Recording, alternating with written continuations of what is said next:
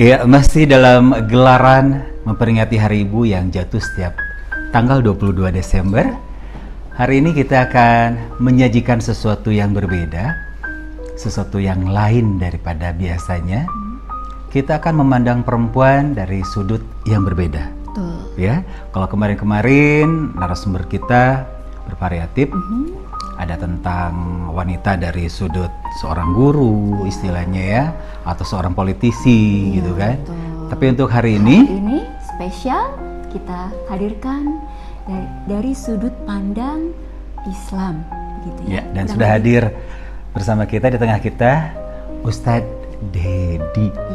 Lengkapnya apa sih Ustadz ini? Coba kenalkan dulu. Ustadz Dedi Haryadi LC. Betul ya Ustadz ya? Betul ya Ustadz. Assalamualaikum Ustadz. Waalaikumsalam warahmatullahi wabarakatuh. Sehat Ustadz? Alhamdulillah. Alhamdulillah. Julio sama Teh Neneng ya, alhamdulillah. Iya, alhamdulillah. Turun ya Ustadz. Baik, kita langsung aja nih Ustadz. Kemarin-kemarin kita sempat berbicara tentang sosok seorang wanita, sosok seorang ibu. Kita berbicara dulu tentang wanita. Bahwa yang kita tahu bahwa Islam itu memuliakan wanita. Betul nggak sih Ustadz?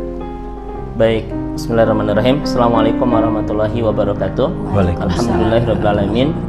Wa asyhadu an la ilaha illallah wahdahu la syarikalah wa asyhadu anna Muhammadan abduhu wa rasuluh al-mab'utsu rahmatan lil alamin. Tentang wanita di dalam Al-Qur'an itu ternyata kita menemukan fakta bahwa wanita itu mempunyai manzilah aliyah. Manzilah aliyah itu adalah kedudukan yang sangat terhormat, sangat mulia, bahkan sangat hebat, Kang Julio. Iya. Ini dibuktikan bahwa di dalam Al-Quran setidaknya ada 5 surat yang berbicara tentang khusus spesial wanita itu. Ini menunjukkan bahwa memang wanita itu sangat spesial dalam kacamata Islam. Ya. Surat pertama misalnya tentang surat Maryam, itu bicara tentang kehormatan perempuan. Iya. Kemudian surat kedua adalah surat An-Nur yang berbicara tentang bagaimana seorang perempuan itu menutup aurat. Ini menunjukkan bahwa memang Islam sangat memuliakan wanita. Iya, betul. Yang ketiga adalah surat Al-Mujadalah, itu berbicara tentang hak-hak perempuan yang harus terpenuhi. Oke. Kemudian yang keempat adalah surat At-Tolak. Ini berbicara tentang bagaimana perempuan itu membangun rumah tangga. Semuanya diatur di dalam Al-Quran. Ini menunjukkan bahwa memang perempuan itu sangat spesial dan istimewa dalam pandangan Islam. Bahkan surat yang terakhir itu bernama perempuan, yaitu suratun Nisa ya. Ini menunjukkan bahwa saking agungnya perempuan diabadikan oleh Allah dalam Al-Quran menjadi salah satu surat. Iya. Tapi laki-laki tidak ada, Kang Julio. Suratul Rijal itu tidak ada ya. Iya, betul sekali. Adanya adalah tentang surat perempuan. Suratun Nisa. Ini menunjukkan bahwa perempuan itu sangat istimewa dalam pandangan Islam. Kemudian misalnya dalam sebuah hadis Rasulullah SAW, riwayat Imam Tirmidzi, itu Rasul mengatakan bahwa akmalul mu'minin imanan ahsanuhum khuluqan. Iya. Jadi mukmin yang paling sempurna imannya itu adalah yang paling baik akhlaknya. Wa khiyarukum linisaihinna. Dan laki-laki yang paling baik itu di mata Allah adalah laki-laki yang paling baik kepada istrinya. Jadi ini luar biasa dalam hadis ini. Keterbaikan seorang laki-laki di mata Allah, bahkan menjadi laki-laki terbaik, ternyata bagaimana cara dia memuliakan Perempuan, istrinya ya, perempuan yang bernama istri. Bahkan dalam sebuah hadis lain misalnya Rasulullah mengatakan ma akramun nisa ilal karim wa ma ahanuhunna ilal laim. Tidak ada laki-laki yang merendahkan istrinya kecuali dia laki-laki rendahan. Dan tidak ada laki-laki yang memuliakan istrinya kecuali laki-laki itu mulia. Jadi mulia dan rendahnya laki-laki ternyata itu bergantung kepada bagaimana cara dia memperlakukan wanita yang bernama istrinya itu. Ini luar biasa di dalam Islam, Kang Julio, Teh Neneng. Kalau kita lihat dan kita potret misalnya, bagaimana wanita sebelum Islam, ini sangat sebuah sejarah, fase sejarah yang sangat memilukan sekali. Iya, betul. Contoh misalnya di bangsa Arab sebelum datangnya Islam, perempuan itu pertama misalnya ketika mereka itu mempunyai anak perempuan, iswadat wajuhum, wajahnya menghitam. Saking apanya? Ini hitam ini kiasan sebetulnya. Iya. Ya. Kecewa mungkin. Saking merasa malu. Iya. Dan saking merasa sial. Iya, betul. Jadi kalau mereka punya anak laki-laki itu bangga. Karena nama besar nama besar marganya akan terus dilanjutkan oleh anak laki-laki. Tetapi kalau punya anak perempuan itu iswadat wajhuhum, wajahnya seakan-akan itu memerah, saking merasa sial dan saking merasa malu, ya. Bahkan di dalam tradisi bangsa Arab sebelum datangnya Islam, perempuan itu bisa, kalau misalnya kalau dia mempunyai suami, kemudian suaminya meninggal, itu si istrinya bisa diwariskan kepada anak-anaknya itu. Aduh. Oh, Luar biasa ya. serius ya? Iya, itu bisa diwariskan kepada anak-anaknya. Kata para ulama, warosuhum ma'al mata, seperti ya barang warisan Barang gitu. ya, bukan Bisa diwariskan kepada anak-anaknya. Bahkan yang paling menyedihkan, bagaimana potret wanita sebelum datangnya Islam zaman Arab itu nikahun bila hudud. Mereka bisa dinikahi tanpa ada batas. Masya Allah. Jadi berapa saja bisa dinikahi. Ini kan menunjukkan bahwa sebelum datangnya Islam, potret sejarah wanita itu sangat memilukan sekali. Iya. Bahkan ada yang pernah datang sama Rasulullah SAW setelah masuk Islam, Kang Julio. Ya Rasulullah, saya punya istri 16 ini. Iya. Saya bagaimanakan? Gitu ya. Itu isinya 16. Iya.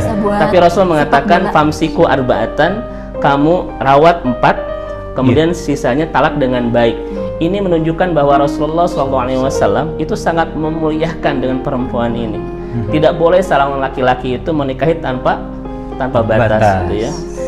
Contoh kedua misalnya dalam kasus sejarah Yunani, kita menemukan fakta bahwa perempuan itu seperti jariyah. Jariyah itu adalah seperti budak, dan kemudian juga mereka bisa diperdagangkan untuk seks bebas, mohon maaf itu. Saking tidak bernilainya.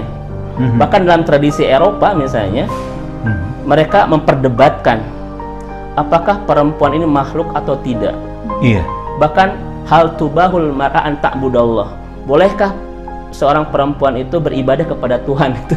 Iya. Itu sampai dibahas begitu Kang Julio ya. Oh. Ini menunjukkan bahwa sangat kelam sekali ya tradisi, bukan tradisi, sejarah wanita sebelum datangnya Islam. Dan Islam datang memberi pencerahan, Masya Allah. memberikan perbaikan, memberikan pandangan yang berbeda dan memuliakan perempuan, Masya Allah. kedudukan yang lebih baik lagi. Betul.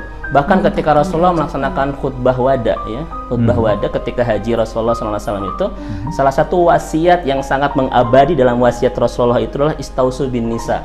Jadi saya berwasiat kepada Anda tentang perempuan, muliakan perempuan itu. Itu wasiat Rasulullah ketika di haji terakhir dalam khutbah wadanya. Ini menunjukkan bahwa memang perempuan ini di mata Islam sangat terhormat, sangat istimewa, sangat mulia dan sangat spesial. Tidak pernah ada sejarah agama-agama yang lain yang memuliakan perempuan seindah dan sehebat Islam itu, Kang Julio. Masya Allah, luar biasa. Jadi kita derajatnya langsung naik dengan adanya atau masuknya Islam gitu ya. Betul, betul Teh Neni, Masya Allah. Ya. bukan lagi dipandang hanya sebagai aksesoris kehidupan, Betul. tapi juga istilahnya sekarang Dihargai dipandang sebagai bahwa manusia. betul dihargai sebagai Masya manusia, memiliki kewajiban yang sama, Betul. memiliki hak-hak yang juga harus dipenuhi Betul. dan juga dihormati. Dihormati, Itu yang paling penting ya. Betul sekali. Terus kalau dalam kita kan masih dalam kaitan Hari Ibu gitu kan, Iya. selalu digaung-gaungkan bahwa ada kesetaraan antara pria dan wanita. dan wanita. Iya. Mereka menginginkan adanya suatu kesetaraan Kadang-kadang suka misalnya sampai akhirnya kebablasan. Nah itu. Nah yang sekarang ditanya bagaimana perspektif Islam dalam hubungan antara pria dan wanita sebagai suami istri?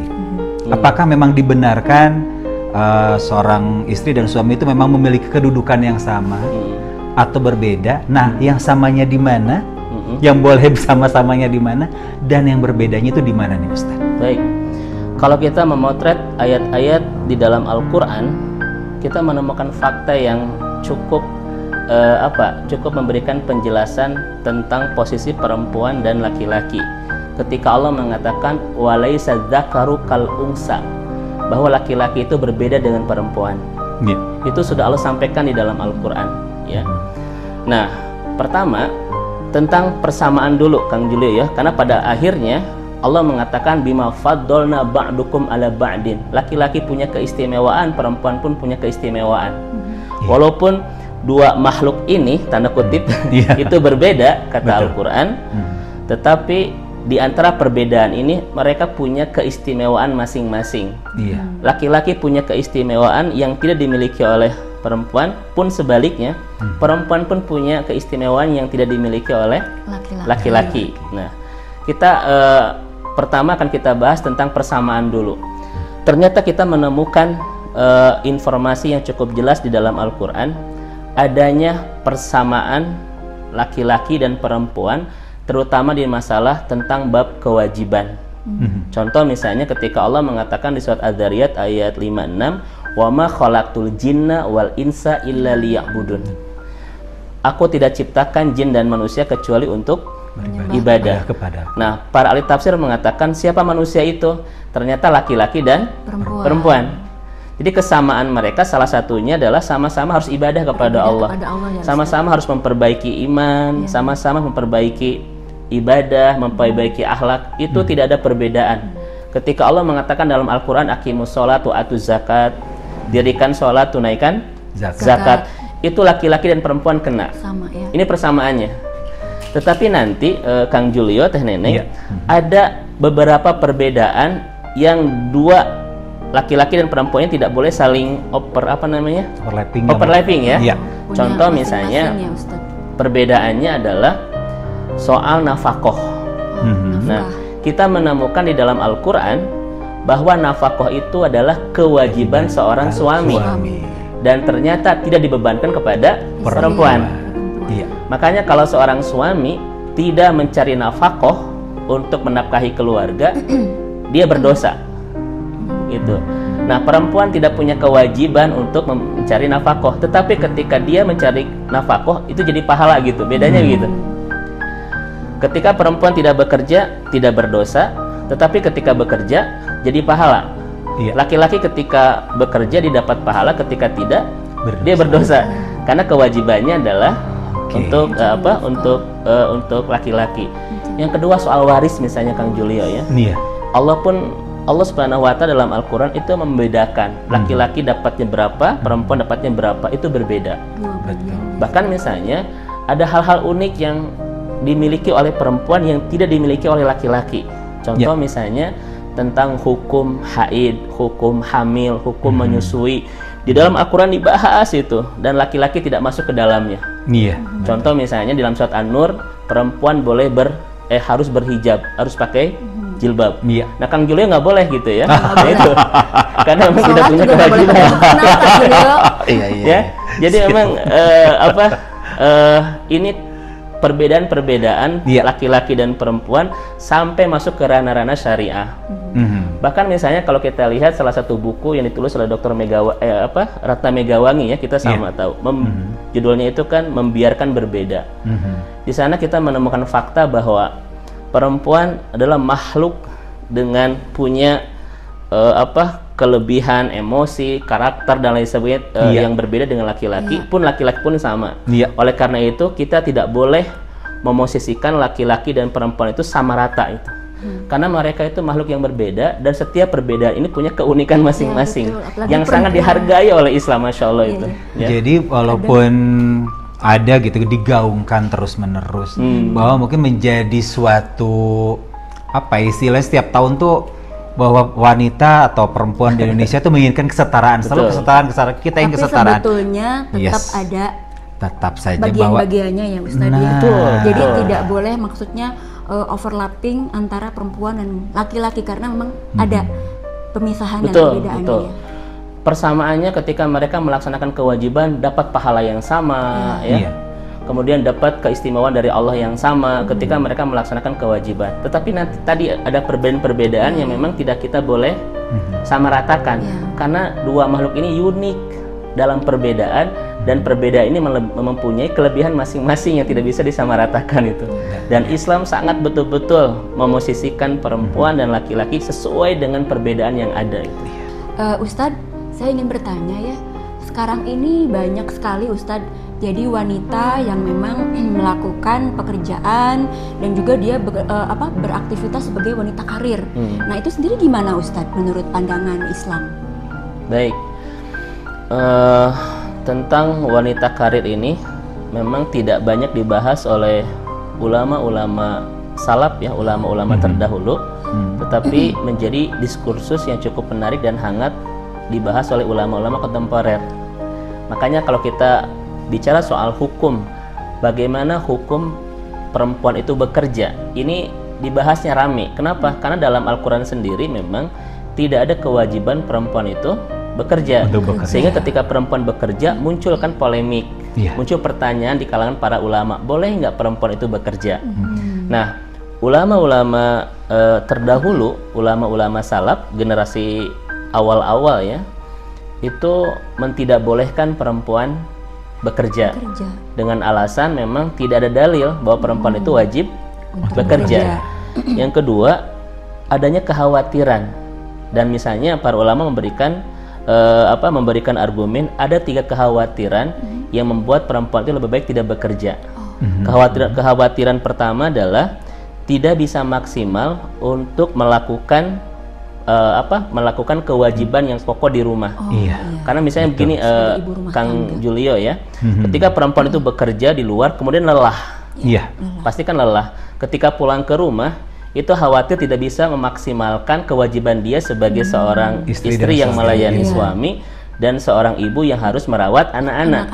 Karena kelelahan itulah yang menimbulkan ketidakmaksimal dalam melaksanakan kewajiban di rumah. Yang kedua, kekhawatiran dari para ulama, kenapa mereka mengatakan perempuan tidak boleh bekerja? Yang kedua adalah takut terjadinya ikhtilat. Ikhtilat itu dalam kacamata agama adalah percampur bauran laki-laki dan perempuan tanpa hijab misalnya. Misalnya di kantor ya, di tempat makan dan lain sebagainya. Ini khawatir nilai-nilai Islamnya dikesampingkan, begitu ya. Dengan alasan sudah akrab, dengan alasan itu teman kerja sejawat, pada akhirnya bisa terjadi sesuatu yang disebut dengan ikhtilat itu. Bahkan kekhawatiran mereka yang paling puncak adalah ketika misalnya seorang istri bekerja di luar, kemudian dia punya partner kerja, lawan jenis dan lain sebagainya, itu justru menghadirkan sebuah kekhawatiran muncul masalah rumah tangga yang sangat klasik, yaitu ketidaksetiaan kepada pasangan. Itu ruang-ruang yang dikhawatirkan oleh para ulama, sehingga mereka mengatakan perempuan lebih baik tidak bekerja. Tetapi kalau kita melihat diskursus ya, yang dibicarakan oleh ulama-ulama kontemporer, mereka lebih bijak. Mereka lebih ngambil wasatiyah jalan tengah. Nah, kata mereka begini, seorang perempuan itu dibolehkan bekerja walaupun bukan kewajiban. Yang pertama, dengan tetap misalnya tidak mengurangi kewajiban mereka di rumah. Itu kan nanti bisa masuk dalam ranah manajemen. Bagaimana dia bekerja di luar, tetapi kewajiban di rumah tidak terkurangi dan tidak terbengkalai. Pengaturan waktu ya yang harus. Nah itu ya. Yang kedua, mereka boleh bekerja dengan catatan suaminya betul-betul ridho dan mengizinkan. Ya. Dan yang ketiganya, ketika mereka bekerja, kata para ulama, tidak boleh mengeksploitasi sesuatu yang dimuliakan oleh Islam, mengeksploitasi tubuh dan lain sebagainya, begitu ya. Kemudian juga tetap menjaga norma-norma yang ada, pakai hijab, ngobrol dengan lawan jenis seperlunya dalam ranah bekerja ya. Itu betul-betul sangat dianjurkan oleh para ulama-ulama kontemporer untuk diperhatikan bagi perempuan-perempuan yang pada akhirnya dia menjadi wanita karir bekerja di luar. Jadi sebetulnya boleh-boleh saja wanita berkarir, tapi memiliki rambu-rambu khusus yang memang harus diikuti dan dijalankan. Jadi kalau misalnya ibaratnya kalau kita sekarang lagi ada pandemi COVID, ada kan prokesnya. Nah, berarti untuk wanita bekerja yang di luar sana yang masih berkarir, ada rambu-rambunya yang harus ada protapnya harus ditaati dan diikuti. Karena memang ada juga berbagai pendapat atau pandangan dari para perempuan ya Ustaz, bahwa mereka juga diizinkan gitu, menginginkan untuk diperbolehkan, diizinkan untuk berkarya, mengekspresikan dirinya, karena sebagian orang berpikir bahwa semua orang memiliki talenta. Betul. Semua orang memiliki tujuan hidup. Setiap orang memiliki istilah goals masing-masing yang harus dipenuhi. Buat apa saya sekolah tinggi-tinggi kalau akhirnya saya tidak bekerja atau apalah gitu kan. Sebetulnya boleh-boleh saja yang tadi Ustadz bilang, asal sekali lagi rambu-rambu. Nah, tetap proporsional mungkin ya. Kalau seperti istilah kawan kita, bahwa kemandirian bertanggung jawab dan selalu proporsional. Iya, selalu proporsional dan mengingatkan tugas utamanya apa begitu mungkin ya Ustadz ya. Betul. Nah Ustadz, mungkin kita jadi ingin tahu nih Ustadz, sebetulnya peran wanita ini berdasarkan Islam atau Quran itu bagaimana sih Ustadz? Baik, Kang Julio dan Teh Neneng, kalau kita melihat ayat-ayat di dalam Al-Quran, banyak sekali berbicara tentang peran perempuan, ya. Terutama di 5 surat yang tadi saya sampaikan di awal. Nah, dari banyaknya ayat yang berceceran tentang fungsi dan peran perempuan di dalam Islam, kita mendapatkan 4 jawaban: peran diri, peran sosial, peran istri, peran ibu. Ini ya, dari ayat-ayat yang berbicara tentang wanita di dalam Al-Quran, itu kita menyimpulkan ada 4 peran yang dibahas oleh Allah dalam Al-Quran, yaitu peran wanita menjadi seorang diri, bagaimana cara dia merawat diri, ya, membawa dirinya juga, membawa dirinya dan lain seterusnya. Yang kedua adalah peran sosial, betul, bagaimana cara beliau membangun hubungan dengan lingkungan sekitar, begitu ya. Terutama tadi kata Kang Julio bahwa perempuan bekerja, salah satu ulama yang membolehkan karena untuk mengaktualisasikan misalnya kemampuan yang dimiliki, agar kemampuannya ini betul-betul bisa termanfaatkan semaksimal mungkin oleh orang banyak. Itu kan peran sosial sebetulnya. Yang ketiga adalah peran menjadi seorang suami dan menjadi ibu. Tetapi kalau kita simpulkan dari 4 peran ini, yang paling besar dan paling banyak, bahkan paling penting dari 4 peran ini adalah menjadi istri dan menjadi ibu dalam Al-Quran itu. Ini paling besar porsi dan muatannya. Bahkan yang paling penting itu adalah dari 4 peran ini adalah istri dan ibu. Makanya kata para ulama, Kang Julio ya, siapapun perempuan yang sudah memahami agama ini dengan benar, maka dia akan lebih mengerti sebetulnya peran yang paling penting dan urgen itu di mana, begitu. Kan begitu ya? Karena kita melihat ada wanita yang terus saja mempercantik diri, ya, dia sampai lupa mengurus anak, gitu ya, melayani suami, itu ada, begitu ya.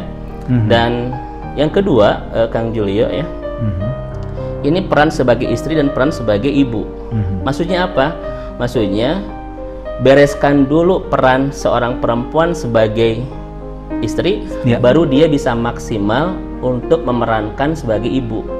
Karena bagaimanapun juga seorang perempuan tidak akan maksimal berperan sebagai ibu ketika ada masalah soal pernikahan atau soal hubungan dia dengan suami. Contoh misalnya Teh Neneng itu, kita sedang bertengkar dengan pasangan hidup, ada masalah, kira-kira mengurus anak itu maksimal atau memang tidak maksimal biasanya? Gak maksimal ya, banyak pulang-pulang kan begitu ya, banyak emosi ya, gitu ya, emosi dia baper. Mau misalnya ada emosi tetapi tidak bisa terlampiaskan kepada suami. Yang jadi korban adalah anak-anak, itu bisa terjadi. Maka dari 2 peran ini sebetulnya nyambung.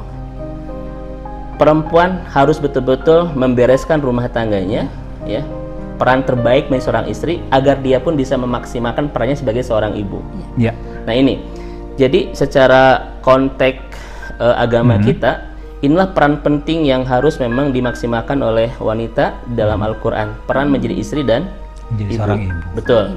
Nah contoh begini misalnya Kang Julia ya, kata Ibnu Qayyim misalnya, kenapa anak-anak itu banyak bermasalah? Ternyata anak-anak itu banyak bermasalah min kibalil abawain, karena memang pengaruh dari orang tua, terutama dari ibu. Jadi ada 3 penyakit ibu-ibu Ini kata ulama ini yang menyebabkan Agak anak-anak itu ada masalah. 3 penyakit ibu. Iya. Gimana Ustaz? Yang pertama penyakitnya adalah ihmalah. Ihmalah itu Kang Julio ya. Jadi seorang ibu yang merasa cukup anak ini dititipkan di sekolah gitu. Untuk untuk proses pendidikan. Proses pendidikannya.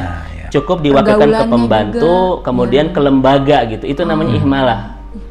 Karena dia mungkin sibuk mengurus dirinya sebagai sosialita. Betul, nah begitu. Ya belum medsos ya. Betulnya itu bukan tidak boleh, bukan tidak boleh, tetapi ada peran penting yang harus dimaksimalkan. Betul. Nah begitu ya. Gara-gara mungkin dia terlalu besar porsinya untuk peran diri dan peran sosialnya, sampai-sampai terjadi ihmalah. Dia dalam ihmalah itu dalam bahasa kita adalah tidak maksimalkan peran dia menjadi ibu untuk anak. Cukup dititipkan ke khodimat, ke pembantu atau biasa ke lembaga sekolah. Padahal sebetulnya peran ibu di dalam rumah tidak bisa tergantikan. Betul. Ya kan? Ulama mengatakan ibu itu adalah madrasatul ula, yaitu sekolahnya atau madrasahnya pertama bagi anak-anak. Begitu. Yang kedua, penyakit ya, saya katakan ini penyakit dari para ibu sehingga membuat anak bermasalah di rumah itu adalah tarkut ta'dib. Apa itu tarkut ta'dib? Jadi menghilangkan hukuman. Menghilangkan hukuman. Ta'dib itu menghukum untuk mendidik, Kang Julio. Ya kan, menghukum untuk mendidik. Mungkin karena anak ini semata wayang misalnya gitu ya. Anaknya biar saking sayangnya mungkin ya. Betul Teh Neneng, biar dia tidak rewel, biar tidak apa, dibiarin aja lah dengan dengan gitu dunianya, ya. tanpa dia betul-betul memperhatikan dan memberikan hukuman bahkan tidak memberikan hukuman karena sayang, anak si mata wayang dan lain sebagainya. Padahal itu salah besar.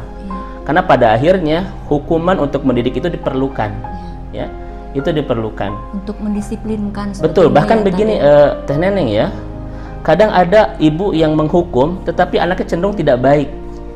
Ini dibahas oleh para ulama. Begini Kang Julio ya, kalau seorang ibu menghukum anak itu gara-gara ingin melampiaskan kekesalan dan emosi, pasti cenderung anaknya tambah buruk. Tetapi kalau si ibu ini menghukum anak gara-gara sayang, gara-gara ini perintah Allah, gara-gara memang anaknya ingin baik, itu anak akan cenderung baik. Makanya ada seorang ibu bilang begini, Ustadz, saya ini kan sudah mendidik anak, sudah nyaraikan dan lain sebagainya, tapi kenapa anak saya tidak berubah jadi lebih baik? Jangan-jangan ketika kita menghukumnya salah niat. Salah, ya. Bukan untuk menjadi anaknya lebih baik dan ini perintah Allah, tetapi melampiaskan kekesalan kita, emosi dan kekesalan begitu. Sama suami gitu ya, marahnya ke anak. Apapun faktornya itu. Oke, berarti betul. Dan yang ketiga Kang Julio ya adalah i'anatus syahwat. Kita terlalu memanjakan anak kita. Dikasih misalnya HP, dikasih mainan yang terbaru, mainan itu sebetulnya namanya gadget. Sebetulnya itu terkesan memuliakan, padahal sebetulnya itu menghinakan. Betul kan? Dan banyak ibu yang, ini kata para ulama, tidak jujur dengan diri sendiri. Contoh misalnya, ibu kenapa ngasih kepada anak tuh HP agar bisa ditelepon. Contoh begitu. Saya tanya kepada Kang Julio, kita beli HP untuk sekedar bisa nelpon, kira-kira kita bisa beli yang berapa harganya? Yang murah ya. Bisa 500, bisa 300. Bisa. Tapi kenapa banyak ibu-ibu yang ngasih anaknya HP-nya 5 juta, 10 juta itu? Itu ketidakjujuran sebetulnya, yang pada akhirnya itu akan menimbulkan i'anatus syahwat. Anak kita terlalu dimanja dan kita tahu apa dampak buruknya kalau anak itu terlalu dimanja. Nah, ini biasanya bermasalah di kemudian hari. Jadi untuk memang untuk parenting juga mungkin ini ya, maksudnya untuk pendidikan kepada anak memang kita bisa lihat dan tidak bisa kita pungkiri fenomena anak-anak sekarang itu kalau didiamkan atau istilahnya untuk memberikan perhatian kepada anak itu udah diberikan gadget.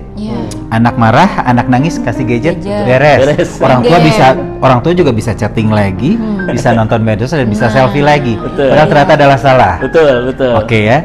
Dan apabila kita ingin memberikan punishment kepada anak, kita harus diutamakan niat kita. Dan juga tidak hanya niat, dosis Kang Julio. Seperti dokter kan memberikan obat kepada pasien itu tidak langsung besar gitu ya. Betul. Jadi mungkin obatnya benar tapi dosisnya salah. Kalau misalnya dosis terlalu rendah tidak berefek.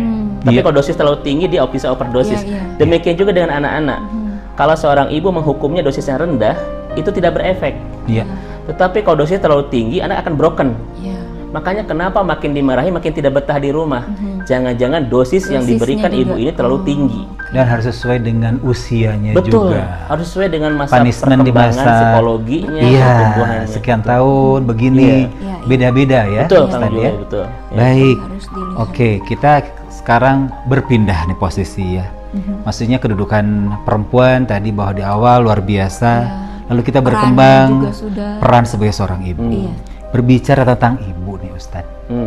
Kita kan selalu saya mungkin saya juga tidak mengerti nih basicnya sebetulnya apakah dari istilahnya hadis atau apa, tapi mungkin ada yang salah sahabat yang bertanya pada Rasul bahwa siapa yang harus kita utamakan dalam hidup kita, yang harus kita hormati, ibumu, ibumu, ibumu, Betul. baru ayahmu. Betul. Boleh cerita nggak sih Ustadz kenapa harus 3 kali gitu Betul. ibumu ini? Baik, ini menarik untuk kita bahas Kang Julio ya, Teh Neneng. Pertama, di dalam bahasa Arab, ibu itu disebut dengan al-um atau ummun. Ummun ya, itu artinya ibu. Kenapa ibu disebut ummun? Ummun itu artinya kan tempat kembali. Tempat kembali. Contoh misalnya, ada namanya ibu kota. Berarti dia tempat kembali kota-kota yang lain. Tempat rujukan kota-kota yang Kota-kota lain. yang lainnya. Contoh dalam Al-Quran disebut dengan Ummul Kitab. Al-Fatihah kan disebut dengan Ummul Kitab, ibunya Al-Quran. Iya. Kenapa? Karena Al-Fatihah itu tempat kembalinya surat-surat yang lain. Misalnya kalau anak ada masalah, kemudian anak itu ada problem, pasti kembalinya ke ibu. Bahkan seorang suami ketika ada masalah pun, yang tempat untuk bisa menemukan ketenangan dari masalah itu adalah Istrinya. istri ya. Betul. Memang ini falsafah kenapa disebut ummun itu. Nah, yang kedua, Kang Julio, ada kalimat umat. Umat itu kan artinya umat. Asal katanya mirip dengan ummun, ibu. Jadi, baik buruknya sebuah umat tergantung bagaimana kondisi seorang ibu. Gitu ya. Jadi ketika wanita tidak berperan menjadi seorang ibu yang mendidik dan lain sebagainya, maka akan tercipta masa depan umat yang tidak baik. Makanya wajar perempuan disebut dengan al-um masdarul hadoroh. Perempuan itu sumber peradaban. Iya kan? betul. Karena baik buruknya sebuah peradaban yang akan tercipta di masa depan tergantung kondisi perempuan yang menjadi ibu itu. Nah, ini sangat menarik ya. Kenapa diberi nama umun, kemudian juga muncul umat begitu ya? Iya, iya. Karena ini kait berkelindan. Kait berkelindan. Nah, pertanyaan tadi, Kenapa harus sampai 3 kali? betul, kenapa ibu ini harus betul-betul mendapatkan kehormatan diulang 3 kali oleh Rasulullah SAW? Dalam sebuah hadis riwayat Ibnu Mas'ud dari Abdullah bin Mas'ud pernah bertanya kepada Rasulullah SAW, ya Rasulullah, ayul a'mal ahabbu ilallah? Amal apakah yang paling dicintai oleh Allah Subhanahu Wa Taala? Rasul memberikan 3 jawaban. 1, as-salatu ala waktiha, salat pada waktunya. Yang kedua, birrul waliden, berbuat baik kepada orang tua. Dan yang ketiga adalah al-jihad fisabilillah. Jadi antara sholat, jihad dan berbuat baik kepada orang tua itu satu kedudukan yang sama. Ada kesetaraan di dalam amal terbaiknya. Dan menarik, Kang Julio, Teh Neneng, Rasul menyebut di dalam ayat hadis ini adalah birrul waliden, berbuat baik kepada orang tua. Kenapa pakai bir, tidak pakai ihsan dalam bahasa Arab? Kata Ibnu Mas'ud, yang disebut bir itu artinya adalah al-jannah, surga. Jadi birrul waliden, surgakan orang tua. Jadi sebetulnya dari hadis ini memberikan sebuah pelajaran berharga buat kita bahwa posisi orang tua bukan sekedar diberikan kebaikan, tetapi bagaimana caranya supaya mereka itu ada di puncak kebahagiaan yang hadirnya kita, gitu ya. Makanya disebut dengan birrul waliden, surgakan orang tua. Makanya kata para ulama, apa makna birrul waliden? 2. 1, surgakan orang tua di dunia. Yang kedua, hantarkan orang tua itu ke surga di akhirat. Ini peran anak itu ya. Contoh misalnya begini Kang Julio, kita punya uang 500 juta, ngasih ke ibu kita 5.000, kebaikan bukan? Kebaikan. Mensurgakan tidak? Kurang. Belum tentu, nah gitu. Nah, artinya orang tua itu tidak hanya di wilayah hanya sekedar diberikan kebaikan. Iya, Betul. Bukan. Tetapi peran kita sebagai anak adalah bagaimana mensurgakan mereka di dunia. Mereka berada di puncak kebahagiaan hadirnya kita. Itu yang pertama. Yang kedua, bagaimana seorang anak ini bisa mengantarkan orang tuanya ke surga. Itu kewajiban, ya. Nah, oleh karena itu, inilah falsafah dari kalimat birrul walidain. Bukan sekedar diberikan kebaikan. Karena ada anak yang berbuat kebaikan kepada orang tua, rezeki sisa, ya. Ada waktu sisa, kalau ada waktu mengunjungi silaturahmi, kalau tidak ada waktu tidak, kan begitu ya. Pelayanan sisa dan lain sebagainya kalau memang ada waktu luang. Bukan itu loh orang tua itu. Bukan di wilayah itu, justru harus betul-betul menjadi prioritas dalam kehidupan kita. Prioritas utama ya Ustaz. Nah, ini sebelum kita bahas tentang bagaimana peran anak kepada orang tua, kita akan bahas dulu kenapa Rasul menyebut sampai 3 kali. Iya, kan? betul itu Ustaz. Nah, seorang sahabat bertanya kepada Rasulullah SAW, ya Rasulullah, ya kata beliau, man ahakku bihusni sahabati, itu, ya. Jadi siapa yang paling berhak untuk aku untuk aku muliakan di antara kedua orang tuanya. Apa kata Rasul? Ummuka, itu yang pertama, itu ummun, ibu. Dia bertanya lagi, summaman, kemudian siapa? Ibu lagi. Summaman, kemudian siapa lagi? Ibu lagi disebut 3 kali. Iya. Baru setelah itu bapak. Iya. Ya kan? Betul. Nah, para ulama memberikan tafsiran. Kenapa ibu diulang 3 kali, kemudian setelah itu ayah? Artinya bahwa posisi ibu harus lebih dimuliakan, harus lebih dihormati, harus lebih betul-betul dibahagiakan oleh anak melebihi ayah. Iya. Kenapa tidak sama begitu? Betul. Ternyata memang itu beralasan Kang Julio, ya, Teh Neneng. Alasan pertama adalah karena yang merasakan wahnan ala wahnin, kepayahan ketika melahirkan anak, kepayahan ketika menyusui, ketika hamil, ketika merawat, itu adalah seorang ibu. Menyusui, melahirkan, merawat, itu adalah betul-betul kepayahannya tidak dirasakan oleh ayah, tetapi dirasakan oleh ibu. Dan kata para ulama, al-ujratu biqadri masyaqqah. Jadi siapa yang harus lebih kita muliakan? Seseorang yang paling besar pengorbanannya untuk kita. Bukan ayah tidak besar, tetapi ibu paling besar melebihi ayah. Maka ketika ibu melahirkan, itu antara hidup dan mati, Kang Julio itu. Betul, Ya. Ini mungkin bisa dibahas oleh ahli kedokteran lah. Bagaimana rasanya seorang ibu ketika melahirkan. Dan tidak cukup itu, tidak selesai melahirkan, nanti menyusui, merawat dan lain sebagainya, ya. Ini alasan pertama kenapa kita harus lebih memuliakan ibu daripada ayah, sampai diulang 3 kali oleh Rasulullah. Karena kontribusi terbesar, bahkan yang mengalami kepayahan, bahkan kesakitan antara hidup dan mati itu adalah seorang ibu. Yang kedua, Kang Julio, kenapa ibu itu diulang 3 kali? Dalam artian lebih harus dimuliakan daripada seorang ayah. Jawaban yang kedua dari para ulama adalah karena hubungan yang paling kuat di antara manusia itu adalah ibu dan anak. Betul. Ya, alaqah wasiqah bainana itu al-umma waladiha. Tidak ada hubungan yang paling kuat, paling erat terjalin di antara manusia kecuali ibu dan anak. Contoh misalnya, seganteng apapun Kang Julio, memang ganteng banget ya. Itu kalau istri berapa, Ustaz? Ya, Skalanya berapa? Ya 8,7 lah itu ya. Dari Kalau saya 8,8 itu. Terima kasih. Ya, alhamdulillah. Ya. Seganteng apapun Kang Julio ini ya, ketika istri Kang Julio sudah punya anak, pasti akan tersisih dan tereliminasi. Betul. Mungkin kita akan tidur di sofa gitu ya. Yes, betul. Bahkan mungkin di musola. Kenapa? Karena kalau seorang ibu sudah punya anak, itulah hubungan yang kuat. Kadang bisa mengalahkan pasangan hidup. Betul. Iya. Kan begitu ya? Betul. Nah, kemudian makanya Rasulullah pernah Rasulullah SAW itu pernah berkata sebuah hadits qudsi. Allah pernah berfirman begini, anti rahmati arhamu biki man asa'a min ibadi. Allah bilang sama surga, engkau adalah cintaku, aku dan kamu akan mencintai hamba-hamba yang aku kehendaki. Iya. Jadi Allah itu menyebut surga dengan cinta, tetapi menggunakan kalimat anti. Dalam bahasa Arab anti itu adalah perempuan. Begitu.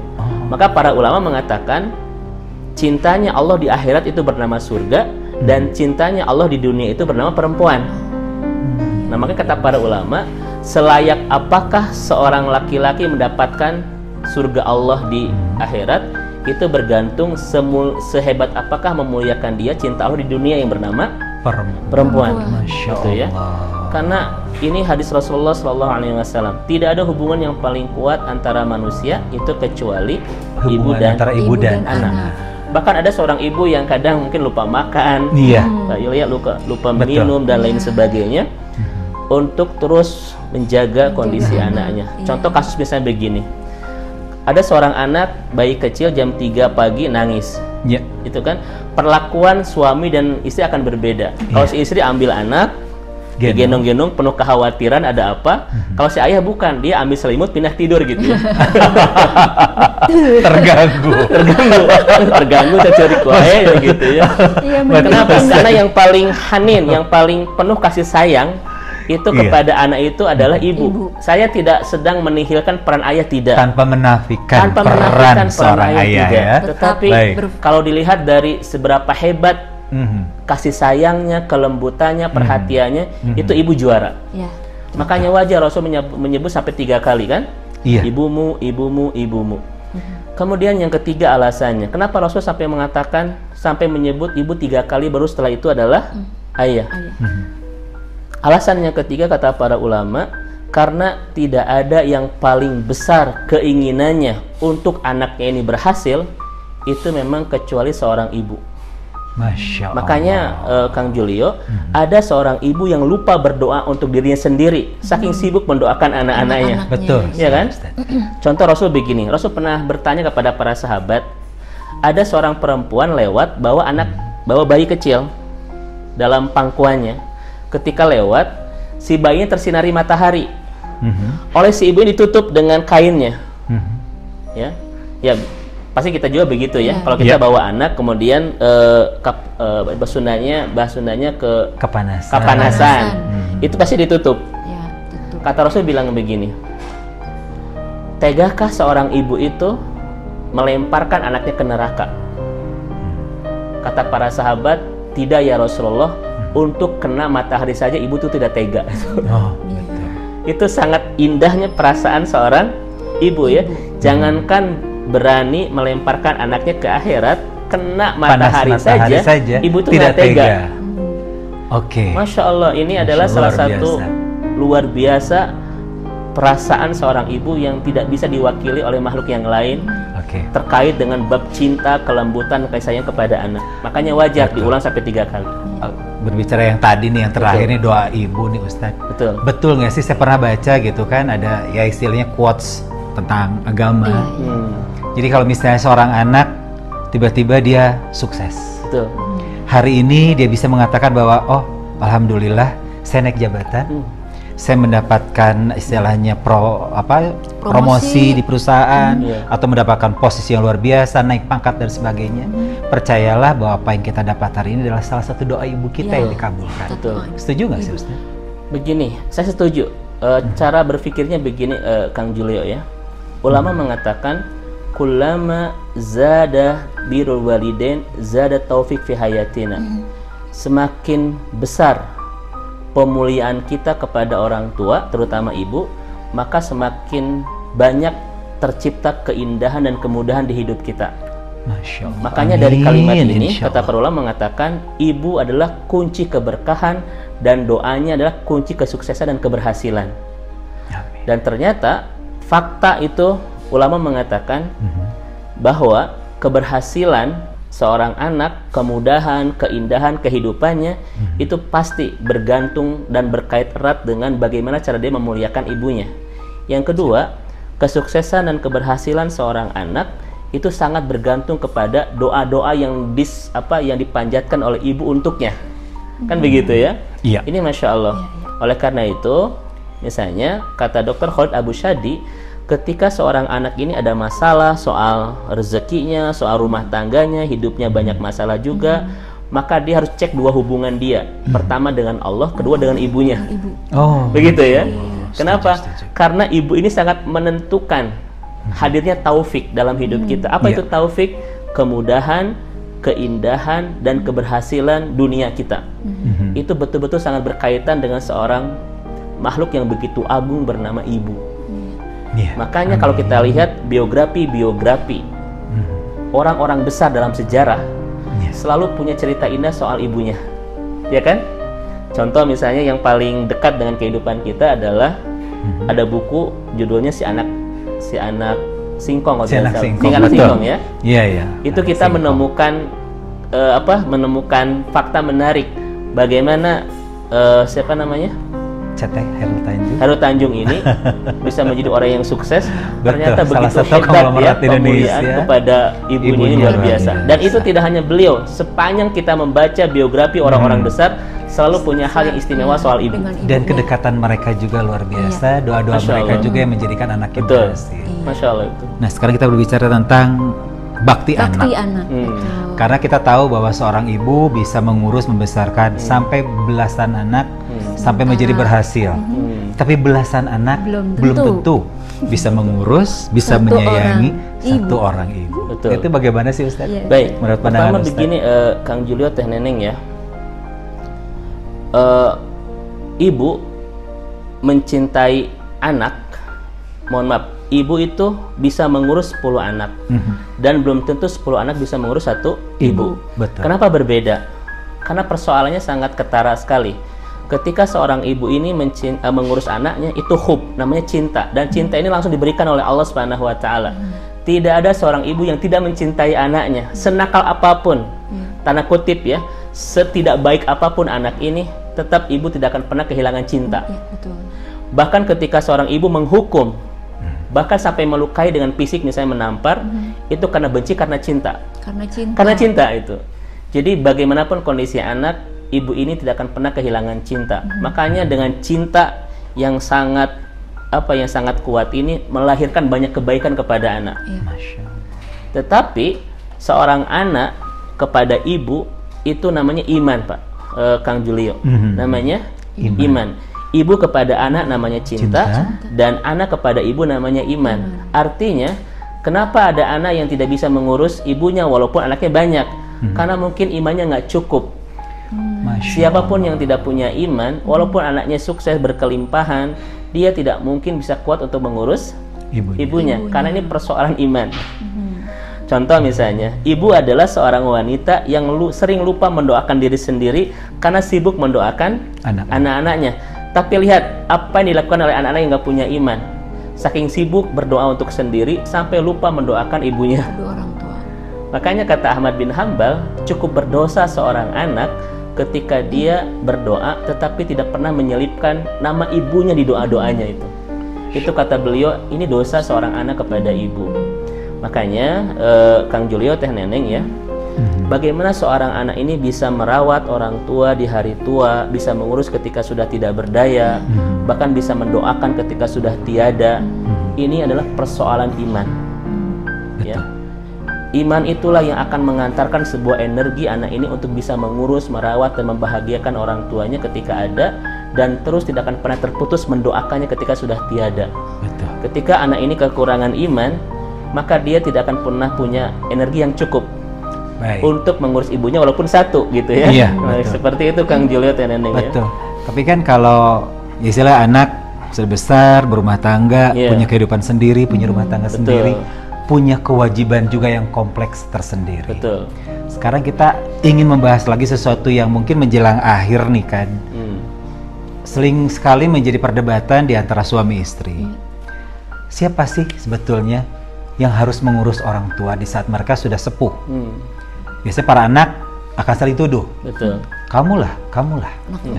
Padahal kan seharusnya katanya mengurus orang tua, mengurus ibu dan ayah itu adalah beban anak laki-laki, dan bagi seorang istri tidak boleh melarang suaminya untuk lebih menyayangi ibunya, atau lebih menyayangi orang tuanya daripada dirinya. Betul. Karena nanti seorang istri juga justru harus lebih berbangga hati, merasa lebih senang apabila memiliki seorang suami yang lebih menyayangi dan merawat ibu atau ayahnya, orang tuanya. Karena insya Allah di saat mereka tua pun anak mereka lah yang akan mengurus mereka. Betul. Betul nggak sih Ustadz pandangan di sini, atau mungkin ada kesalahan sedikit atau bagaimana menurut Ustadz? Baik, Kang Julio, Teh Neneng, terkait dengan siapa yang harus mengurus orang tua orang saat tua sudah sepuh. Saat sudah sepuh ya. Iya. Pertama, kata Ibnu Qayyim, salah satu nikmat terbesar dalam hidup kita adalah di samping hidup bahagia bersama Allah, yang kedua adalah birrul walidain. Kita punya kemampuan mengurus orang tua. Kenapa disebut dengan rizki dan nikmat terbesar? Karena tidak semua anak itu bisa mengurus orang tua di hari tua. Iya, betul. Ya, makanya ini disebut dengan nikmat terbesar. Kenapa? Karena tidak bisa diusahakan dengan harta. Ya begitu ya. Maka berbahagialah bagi siapapun yang saat ini punya dan diberi kesempatan oleh Allah untuk bisa mengurus merawat orang tuanya di hari tua. Mereka adalah pintu surga itu. Mereka pintu surga. Pintu surga yang ada di dunia. Betul. Tiket box langsung ya. Betul, Teh Neneng ya. Tiket terusan mungkin. Iya. Tiket terusan. Bahkan kata Sukordowi, salah satu cendekiawan Muslim dunia, mengatakan salah satu tujuan pernikahan itu adalah bagaimana mereka bekerja sama untuk bahu-membahu mengantarkan orang tuanya ke surga. Jadi memang ini yang sering lupa ketika orang sudah menikah, yaitu amanah bagaimana mereka itu dengan pasangan hidupnya membuat sebuah organisasi untuk semakin mendekatkan orang tua itu ke surga. Justru mereka setelah menikah lupa kepada orang tuanya, ya kan? Iya, betul. Makanya kata Dr. Rogib Asurjani misalnya, salah satu yang menjadi faktor anak tidak maksimal berbakti kepada orang tua adalah kesibukan rumah tangga. Betul. Kesibukan dengan pasangan, kesibukan dengan anak, sampai kesibukan ada kesan pekerjaan. bahwa kalau orang tua menelpon atau meminta tolong itu kesannya mengganggu. Nah itu. Itu bagaimana itu? Iya, itu memang kesalahan kita, Kang Julio ya. Justru banyak di antara orang-orang yang sudah menikah, justru dia tidak maksimalkan pemuliaan dan perawatan kepada orang tua. Padahal justru tujuan pernikahan itu agar mereka semakin punya energi besar karena berdua kan, untuk betul-betul bisa merawat kedua orang tua. Nah ini memang yang harus betul-betul kita pahami tentang makna dari sebuah pernikahan. Satu, kita mengurus orang tua bisa, tetapi kalau jadi dua kan ini jadi energinya jadi bertambah, kan begitu ya. Siap. Nah sekarang masalah yang ditanyakan oleh Kang Julio tentang siapa yang paling berhak untuk mengurus orang tua, anak laki-lakinya atau anak perempuannya. Aisyah pernah ditanya dalam sebuah hadis riwayat Imam Muslim, siapa yang paling berhak kepada wanita? Kata Aisyah adalah suaminya. Dan siapa yang paling berhak kepada laki-laki? Kata Aisyah adalah ibunya. Kan begitu ya? Betul. Jadi dalam hadis ini sebagian ulama mengatakan yang paling punya kewajiban yang menjadi hak ibu adalah anak laki-laki. Itu sesuai dengan jawaban Aisyah kepada yang bertanya tentang siapa yang paling berhak kepada anak laki-laki, yaitu ibunya. Tetapi ini jangan dipahami bahwa anak perempuan tidak punya kewajiban dan cukup mengandalkan saudara laki-lakinya untuk mengurus orang tua. Karena nanti begini Kang Julio ya, mungkin misalnya kakak atau adiknya yang laki-laki itu sibuk bekerja, sementara dia misalnya belum menikah, tinggal di rumah orang tua begitu ya. Maka kalau kita lihat konteks ini adalah yang paling punya waktu luang dan punya kesempatan besar untuk merawat ibunya siapa? Yang perempuan. Yang perempuan. Nanti mereka bisa bekerja sama dengan anak laki-lakinya. Mungkin anak laki-laki membantu soal finansial misalnya. Betul. Ya, membantu soal soal keperluan. Nanti si anak perempuannya dan membantu soal perawatan. Iya. Karena bisa saling bekerja sama, menjadi sinergi. Menjadi sinergi. Nah, makanya ini hadis ini jangan disalahpahami oleh sebagian orang bahwa saya anak perempuan nggak punya kewajiban loh mengurus ibu, karena kewajiban itu dibebankan kepada anak laki-laki. Itu kesalahan besar. Itu kesalahan besar. Dua-duanya punya kewajiban yang sama. Tetapi memang Aisyah radhiyallahu anha lebih menekankan laki-laki karena laki-laki lebih punya peluang kan. Sementara anak perempuan kalau sudah menikah nanti ada suami. Mengurus suami, anak-anak. Dan ya. dia tidak boleh membantah suami. Ya. Dia punya kewajiban taat kepada suami. Jadi peran kepada ibunya agak terbatasi, kan begitu. Ya. Tetapi yang paling indah dan ideal adalah bagaimana suami dari anak perempuan ini justru semakin membantu anak perempuan ini untuk memuliakan ibunya. Itu disebut dengan laki-laki yang soleh. Masya Allah. Karena banyak laki-laki yang tidak mengerti dan pada akhirnya melarang istrinya untuk berbuat baik kepada ibunya. Iya. Iya kan? Kita sering menemukan fakta seperti itu. Maka kata Dr. Akram Ridho, laki-laki terbaik adalah laki-laki yang membantu istrinya untuk memuliakan kedua orang tuanya. Iya. Nah begitu. Jadi ini dipahaminya tidak tekstual, Iya. tetapi juga harus betul-betul kontekstual. Itu mungkin Pak Kang Julio ya. Baik, aduh luar biasa. Obrolan kita hari ini menambahkan banyak ilmu. Malam-malam serius begini kajiannya ya. Membuka pandangan kita yang lebih luas, lebih lebar. Dan pastinya untuk seluruh pemirsa yang ada di rumah, sekali lagi tidak pernah kita bosan untuk mengingatkan, hargailah, hormatilah, cintailah kedua orang tua Anda, apalagi saat mereka tidak ada, dan apabila mereka telah tiada, jangan pernah lupa untuk menyelipkan nama mereka dalam setiap doa Anda. Dan harus diingat, kalau menurut saya yang paling penting bahwa cinta orang tua atau cinta ibu kepada anaknya berdasarkan, kasih itu berdasarkan cinta. Cinta, betul. Tapi kasih sayang kita kepada orang tua adalah iman. Jadi apabila kita tidak sayang, tidak menghormati dan tidak mendoakan orang tua kita, patut ditanyakan bagaimana keimanan kita. Betul ya Ustaz? Betul. Baik, sekali lagi terima kasih. Iya, terima kasih untuk seluruh 7 Sketsa Official viewers yang hari ini menyaksikan acara kita. Ya. Dan selanjutnya gimana Kang Julio? Ya, selamat apa istilahnya mengikuti kembali nanti ya, karena kan nanti kita ada lagi bincang lanjutan tentunya ya. Sekali lagi terima kasih Ustaz. Sama-sama. Masya Allah. Atas Ya, sampai jumpa lagi di acara 7 Sketsa Project selanjutnya. Sampai jumpa. Assalamualaikum.